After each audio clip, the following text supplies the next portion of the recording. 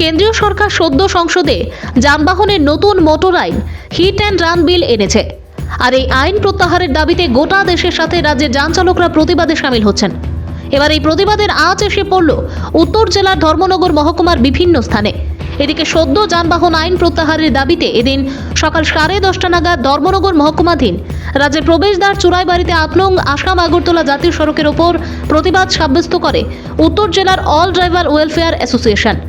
সেখানে প্রায় ঘণ্টাখানেক চলে তাদের প্রতিবাদ। অপরদিকে সকাল 11টা থেকে দুপুর 12টা পর্যন্ত কদমতলা ট্রাফিক পয়েন্ট সংলগ্ন স্থানে ভারতীয় মজদুর সংঘের উদ্যোগে বিক্ষোভ, ধর্ণা ও প্রতিবাদ কর্মসূচিতে সামিল হন ই-রিকশা, অটো ও বাস চালকরা। এদিনের প্রতিবাদ কর্মসূচিতে যানবাহন চালকরা যানবাহন আইন প্রত্যাহারের দাবিতে সরব হয়ে বলেন, যান চালকরা বর্তমানে করুণ অবস্থায় দিন যাপন করছে। সেই জায়গায় কেন্দ্র সরকার তাদের পাশে না দাঁড়িয়ে উল্টে যানবাহনের দুর্ঘটনার ক্ষেত্রে 7 লক্ষ টাকা জরিমানা ও 10 বছর জেলের বিল পাশ করিয়েছেন। তাই এই বিলের বিরুদ্ধে সকল যান চালকরা কেন্দ্র সরকার এই বিল প্রত্যাহার না করলে রাজ্যের সকল যান চালকরা তাদের আন্দোলন চালিয়ে যাবেন, প্রয়োজনে যানবাহন চলাচল বন্ধ করে দেবেন। উল্লেখযোগ্য যে আসন্ন লোকসভা নির্বাচনের পূর্বে এমন আইনের বিরুদ্ধে দেশব্যাপী যান চালকদের প্রতিবাদ স্বাভাবিকভাবে বেকায়দায় পড়তে হচ্ছে কেন্দ্র সরকারকে। তাছাড়া যান চালকদের প্রতিবাদের কারণে বহিরাজ্য থেকে আংশিক পরিমাণে যানবাহন রাজ্যে ঢুকছে। আর যদি এভাবে চলতে থাকে তাহলে নিত্য প্রয়োজনীয় পণ্যের দাম বৃদ্ধির পাশাপাশি নিত্য প্রয়োজনীয় পণ্যের সংকটও দেখা দিতে পারে। ভানুচন্দ্রের রিপোর্ট, আসাম প্রাইম নেটওয়ার্ক। আমরা আজকে বিএমএস এর পক্ষ থেকে কদমতলা বাস চালক সংঘ এবং সমস্ত ই-রিকশা যে শ্রমিক ভাইয়েরা আছি, আমরা সেই 11টা থেকে 12টা পর্যন্ত এখানে আমরা ধর্মঘট পালন করছি। আমরা ইতিমধ্যেই দেখছি আমাদের পার্লামেন্টে একটা বিল পাস হয়েছে যে আমাদের যারা যান চালক ভাইরা আমরা আছি, এই পথ দুর্ঘটনা হলে পরে যে 10 বছরের আমাদের সাজা পেতে হবে এবং 7 লক্ষ টাকা আমাদের জরিমানা করা হবে। সেটা আমাদের এই যে কদমতলা যে আমরা শ্রমিকরা বাইরে যারা আছি তারা কিছুতেই সেটা মেনে নিতে পারছে না। সেই অনুসারে আমরা সেখানে প্রতিবাদ কর্মসূচি পালন করছি এবং আমরা অনুরোধ রাখছি আমাদের দেশের স্বরাষ্ট্রমন্ত্রী অমিত শাহজি ভাইয়ের দৃষ্টি আকর্ষণ করছি সেই বিল অবিলম্বে যাতে প্রত্যাহার করা হোক আমাদের শ্রমিকের স্বার্থে। অল ইন্ডিয়া ড্রাইভার কল্যাণ সংঘের মাননীয় রাষ্ট্রীয় অধ্যক্ষ শ্রী সুরেন্দ্র প্রসাদজি এবং আমাদের ত্রিপুরা রাজ্যের মাননীয় স্টেট প্রেসিডেন্ট শ্রী মন্দন ঋষি দাসজির কাছে আমাদের সংগঠনের পক্ষ থেকে নমস্কার এবং শতকোটি প্রণাম জ্ঞাপন করছি। আজকে ড্রাইভার জনজাগরণ সভার মেইন উদ্দেশ্য হলো যে আমরা যে ড্রাইভার সমাজের উপর যে আমাদের ভারতের কেন্দ্রীয় স্বরাষ্ট্রমন্ত্রী শ্রী অমিত শাহজি একটা কানুন লাগু করেছেন, সেটা নয়।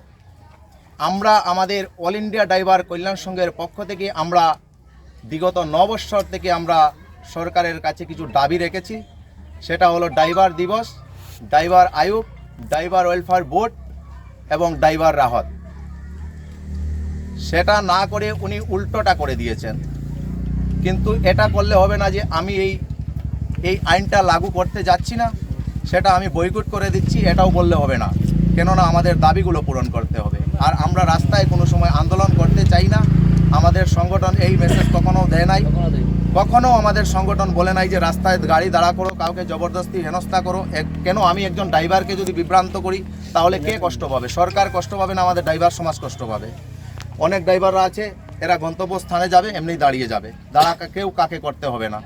তাই আমি বলছি এগুলো বাইরা গাড়ি আছে, যদি তারা সমত নিয়ে তারা যদি দাঁড়াতে পারে দাঁড়াবে, কেউ কাকে জবরদস্তি করতে পারবে না। আমাদের সংগঠন এই রোলটা বলে নাই। আমাদের সংগঠন একটাই বলেছে, যদি আজকে যদি আপনি দেখেন আমি 10 বছর আমি জেল কাটতে পারবো না আর 5 লক্ষ টাকা আমি জরিমানাও দিতে পারবে না, তাহলে আপনি একটাই কাজ করতে পারেন। আমাদের সংগঠন বলেছে 1 মাসের জন্য আপনি হোম কোয়ারেন্টাইনে থাকেন, আর 1 মাস আপনি আপনার ফ্যামিলির খরচাটা বহন করতে হবে। এইটাই ভেবে আপনাদের সবারকে আমি এইটুকুই মেসেজ দিতে চাই যে রাস্তায় কোনো অবরোধ যেন না করা হয়। যে কারণে কোনো এক সময় সত্যযুগ, ক্রেতাযুগ, দাবরযুগ ছিল, ওই সময়ে রাম যখন রাজ্য যেসব পরিচালনা করতো, রাম যেসব রাজ্য হয়েছিল, ওই রাজ্যের যেসব রাম যখন রাজা হয়েছিল সেরকম আমরা রাজা মোদিজিকেও মানি। আর এই মোদিজি যদি রাজা হয়ে থাকে প্রজাদের দুঃখ তো হতেই পারে না।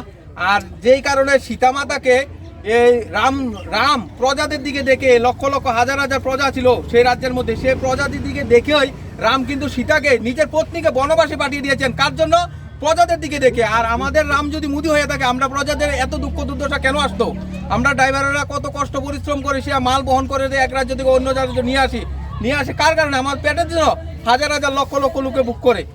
হ্যাঁ, আজকে যদি পেট্রোল ডিজেল গ্যাস যদি বন্ধ হয়ে জায়গা, যদি সবজি আনা অন্য রাজ্য থেকে বহন করে নিয়ে আসা বন্ধ হয়ে জায়গা, তাহলে কার? প্রজাদের ক্ষতি হবে, প্রজাদের না খেয়ে থাকবে। তাহলে মোদিজির কাছে আমাদের সবাই আবেদন, এই আইন যেন প্রত্যাহার করে। আর এই আইনের জন্য আমরা সব ড্রাইভাররা মিলে এখানে যতগুলি ড্রাইভার আছেন, এই ড্রাইভারদের মধ্যে বেশিরভাগই মানে দিনের না দিন খাওয়া ড্রাইভার। যদি আজকে গাড়ি চালায়, কালকে খরচা নিয়ে আসবে, আর যদি কালকে গাড়ি চালায়, পরশু দিন খরচা নিয়ে আসবে, আসে সংসার চালাবে। 2 জন 3 জন 4 জন পরিবারের থাকে। হ্যাঁ, আর এই জায়গায় যদি হঠাৎ এতগুলি ড্রাইভার গাড়ি বন্ধ করে দিয়েছে, বন্ধ করে এখন আমরা রাস্তায় নেমে গেছি ভয়ে, আমাদের ভিতরে ভয় ঢুকে গেছে। যদি এই আইন চালু হয়ে যাগা, আর মোদি সরকার যদি এই আইন যদি চালু করার সিদ্ধান্ত থাকে, তাহলে বাইক প্রাইভেট গাড়িকে স্পিডের লিমিট করে দেন 20, অনলি 20, 20-র উপরে যাতে স্পিড না উঠে। আমাদের গাড়িতে 60-এর উপরে স্পিড ওঠে না। আর যদি 60-এর উপরে যদি স্পিড না হলে, তো আমরা গতিবেগ গাড়ি কতটুকু থাকে এটা তো স্বাভাবিক বুঝেই যায়। এই জায়গার মধ্যে 150 সিসি, 200 সিসি, 250 সিসির বাইক আসছে। হ্যাঁ, আসে, এইগুলি এত গতিবেগ হয় বাইকগুলি, টার্নিং এর মধ্যে এসে আমাদের সঙ্গে টাকরায় দেখা যায় যে ওইখানে আমাদের ওপরে একটা অ্যাক্সিডেন্ট হয়ে গেছে। অ্যাক্সিডেন্ট হওয়ার পরে কি হবে? ড্রাইভারের দোষ। কার? বড় অ্যাক্সিডেন্ট কার দোষ? বড় গাড়ির দোষ, ড্রাইভারের দোষ। তাহলে ড্রাইভারের যদি দোষ হয়ে থাকে, তাহলে ওই ছোট গাড়িতে স্পিড লিমিট করে দেন 20।